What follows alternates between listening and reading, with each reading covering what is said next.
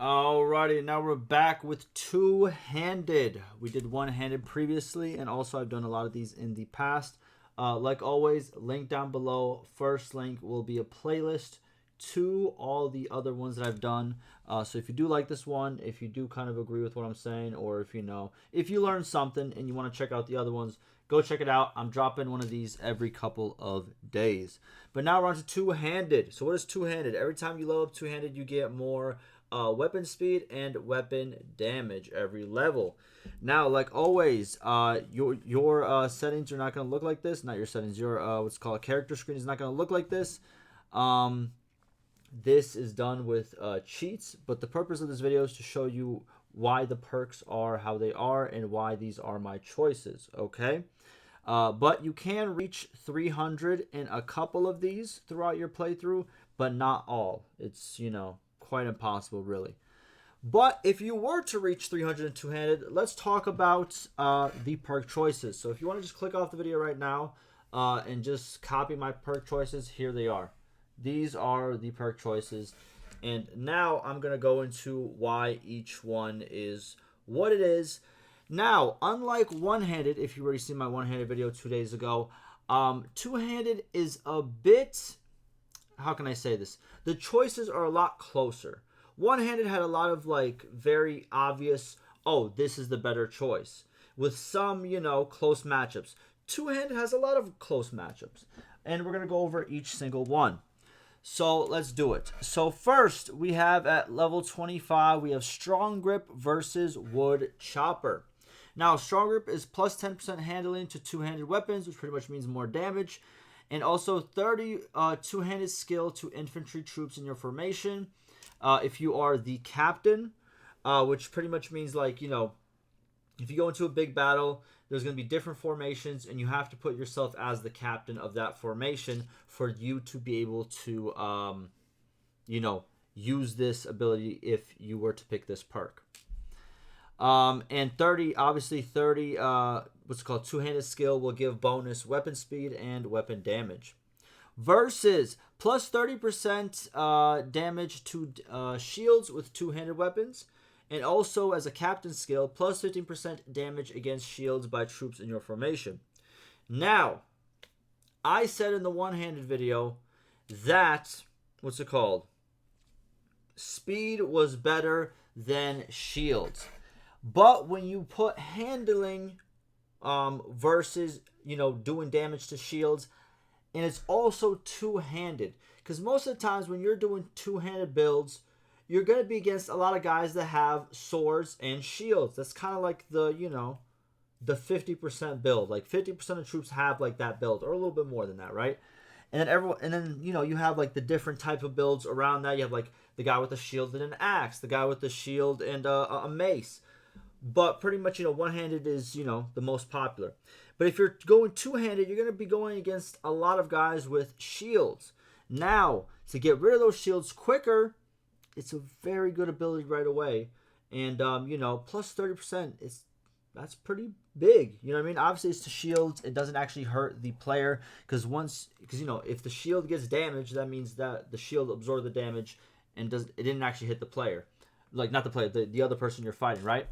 But I still think, especially in siege situations, when you're, if you're one of the first guys in there with two-handed weapon, or even, if you're on horseback, and you have a long two-handed weapon, again, if you attack some infantry that have a shield, or even if you have a shield, even if you have one of those horses that have a shield and a sword at the same time, it's pretty good. There's a lot of good situations where I think this prevails over the 10% handling. 10% handling, again, it's pretty much translates to damage. Again, it's a close choice. These two are close choices. If you make this choice, that's fine. You know what I mean? If you prefer the 30 two-handed skill to your infantry troops, I get it. But I just feel like the shield damage is very good because it also coincides with a further perk right over here, Shield Breaker, that we're going to talk about later. So if you get the Wood Chopper plus the Shield Breaker, it's a very good combination. We're going to talk about that later. But my choice is Wood Chopper. Next, we have his Head Basher versus On the Edge. So Head Basher is plus 10% damage with two-handed axes and maces. And as a captain perk, we have plus 2% damage by infantry in your formation. Okay. Versus On the Edge, plus 3% swing speed with two-handed weapons. And then as a captain perk, we have plus 2% swing speed to infantry in your formation. Swing speed is better. Attack speed is better. That's just what it is. 10% damage. Axes already. Two-handed weapons in general do a lot more damage than one-handed weapons. You know what I mean? So in general, the 10%, yeah, it's good. But it's like most of the time, your two-handed will do a significant amount of damage, especially if you're like on horseback and you're, when the weapon contacts with the enemy and you're riding really fast, that momentum and that speed also calculates into more damage. So most of the time, it doesn't take much to take out the enemy is what I'm trying to say. So the 10% isn't too much. 2% by infantry, yeah, if you have a lot of infantry, again, very close choice in my opinion. Because both of these are still good, you know what I mean? But I think On the Edge is better because obviously if you swing faster than your enemy, you're going to win the fight. That's just what it is most of the time. That's just how it works. And obviously giving plus 2% swing speed to infantry in your formation. If we were to put the same infantry army back to back and one had 2% damage and one had 2% swing speed, the swing speed would win. So On the Edge is my choice. Next we have, let me get some water real quick. Alrighty. Next we have is Baptized in Blood versus Show of Strength. So Baptized in Blood, we have plus 5 experience to infantry in your party for each enemy you kill with a two-handed weapon. And then plus 5 as a party leader. So pretty much what this means is everybody that's in your party, your current party right over here, that they get this as well. So the party leader, plus 5 experience to melee troops in your party after every battle. Not bad. It sounds good, but why did I choose the other one?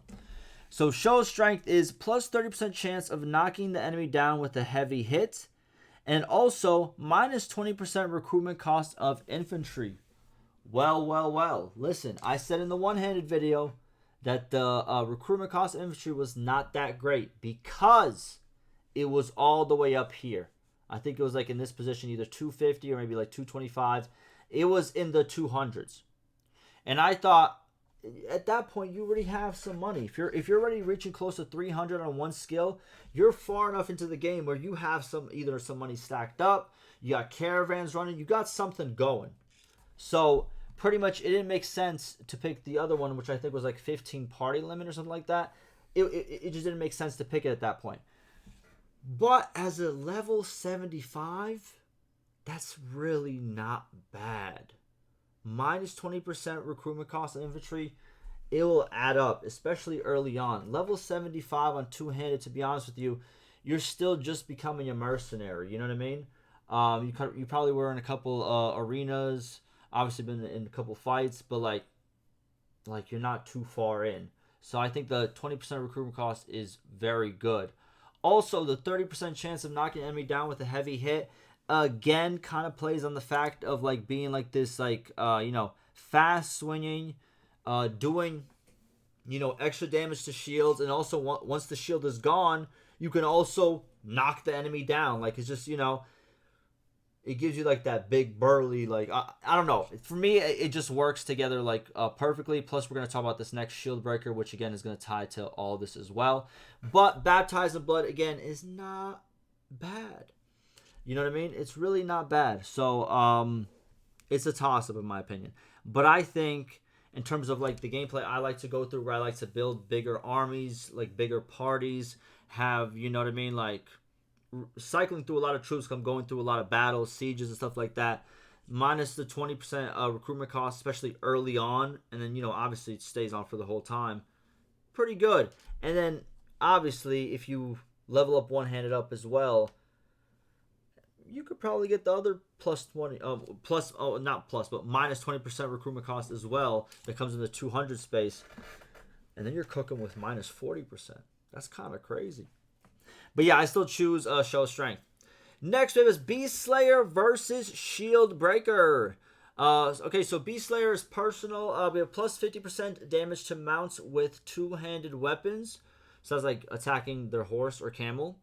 And then Captain, we have plus 10% damage to mounts by troops in your formation. Okay. Versus plus 40% damage to shields with two-handed weapons. And as a captain, plus 10% damage against shields by troops in your formation. Listen, this right here sucks. It's kind of bad. I get what they're trying to go for. It's like, you know, like the whole concept of like, you know what I mean? If you have like the lances, you can actually like successfully, or not the lance, like the pitch, like whatever the weapon's called, where you can like you know what I mean, do like the stance and then kind of like take out a cavalry unit. It just doesn't work in practice, you know what I mean? So like the skill is kind of bad. The 50% damage to mounts with two-handed, like it's all right. Like sometimes maybe you'll get a swing on a horse, but most of the time I'm still aiming for the player on top of the horse, you know what I mean? I don't know. I don't like it personally. The 10% damage to it just, and it's also like they're both just to the mounts. I get it, it's Beast Slayer, but I think the 40% plus damage to shields with two-handed weapons, plus the 30% that we got over here, we're cooking with almost double damage. 170% damage to shields with two-handed weapons. You know how fast that shield is going down? I think that's pretty good. And then your troops on top of that get 25 damage to shields. I think that's pretty good. You know what I mean? Listen, if you want to be like, you know, the guy that goes in first in sieges, this is pretty good. You really break through the front line. So that's why I choose Shield Breaker. Next, we have is Berserker versus Confidence. So Berserker is plus 20% damage with two-handed weapons while you have less than half your hit points. And then as a Governor perk, again, Governor doesn't really... I'll shout it out because someone told me my comments to shout out. I'll shout it out. But again, you can't become a Governor as your own player. I'll make guides down the line when it comes to like, you know, your companions and how to build them to become governors and stuff like that. But I'm not going to highlight it too much after I say it right here. So it's minus 10% garrison wages in the government settlement. But again, doesn't matter. So plus 20% damage with two-handed weapons while you have less than half your hit points. Versus plus 50% damage with two-handed weapons while you have more than 90% of your hit points. And the governor plus 30% build speed to military products and the governed settlements. Now, so what we're up against is plus 20% damage if you have half your health going into a battle, right? And then you have plus 15% damage with two-handed while going with more than 90% of your health. I'm going to say it like this. I tend to keep my health up most of the time. If I'm going into a battle, my health is usually 100. You know what I mean? Like, I'm up there. You know what I mean? I'm not going to take a battle where I'm not fully up there, where I could just get taken out by an arrow. And that causes a lot of morale loss for your troops, especially your troops around you. And that's kind of what makes you lose, you know, in those significant battles. So I usually keep around 100%. So I'm taking less, you know, percent. You know, instead of 20%, I'm taking the 15% option because most of the time my hit points are all the way up.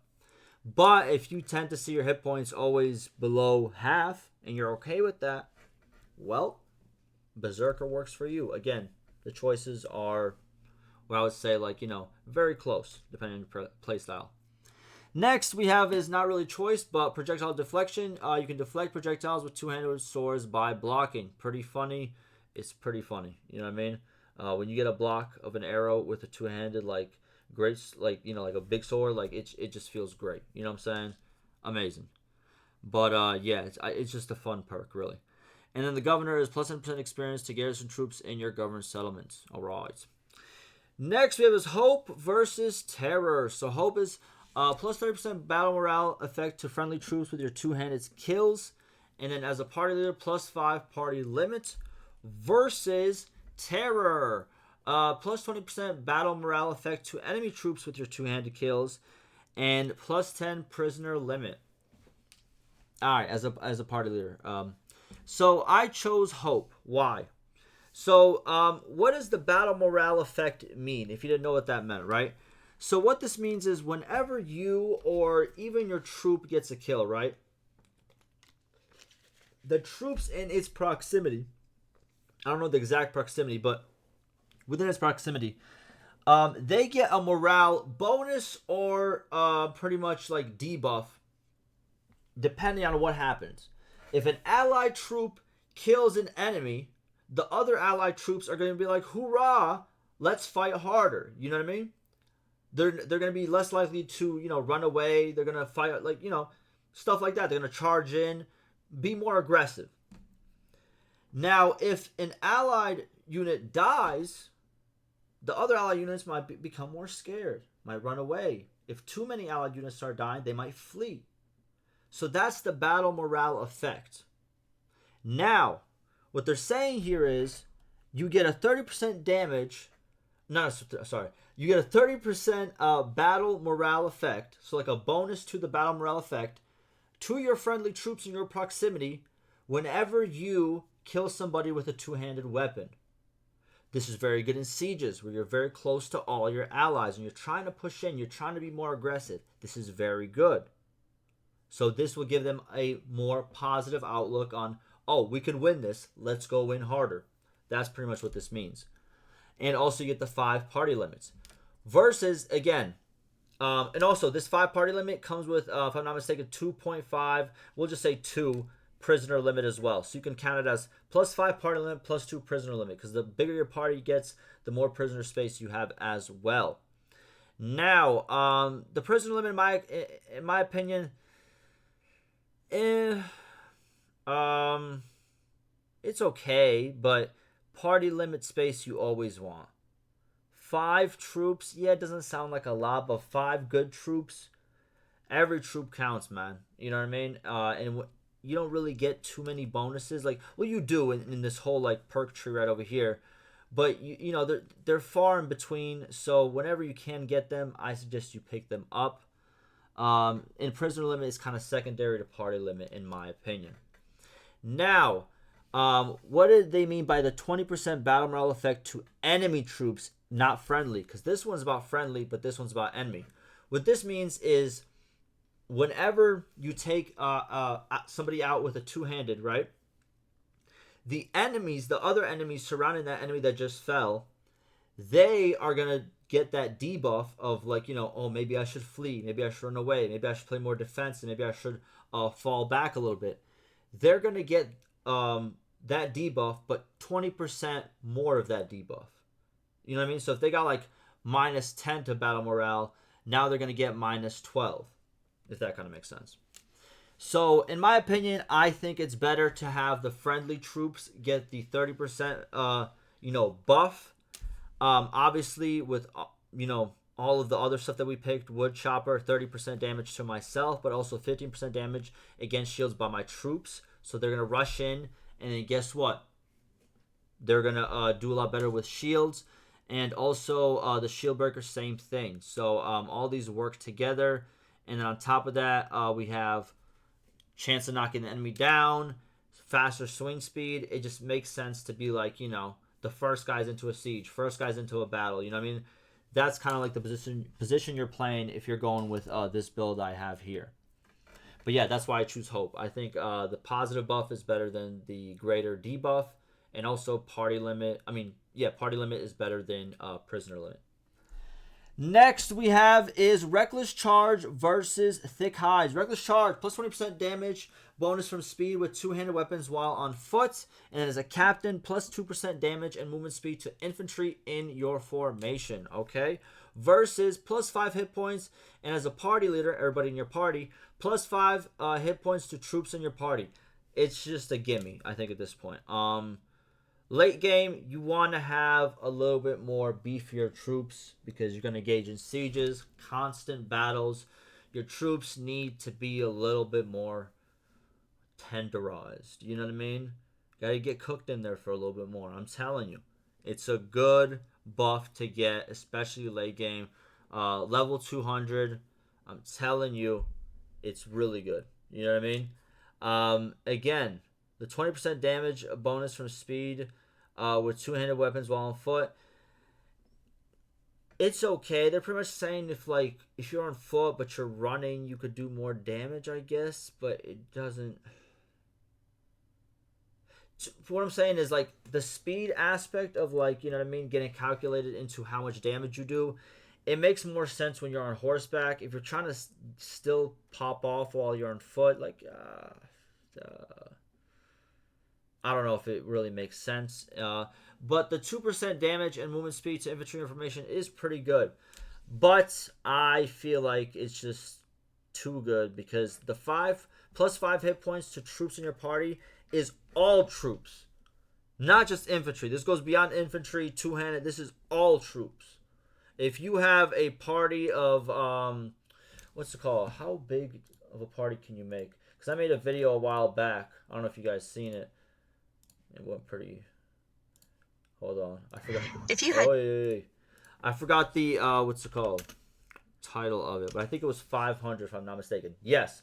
If you have a 500 party size, which you can get, I'll link the video down below. I can show you exactly how to get 500 party size. And you can do it without any cheats, without any, you know what I mean? It's possible. And you can actually get more than 500. But you can get 500 in the vanilla game just by playing it. That will be linked down below. But regardless, what I'm trying to say is 500 troops getting 5 hit points apiece, that's 2,500 hit points.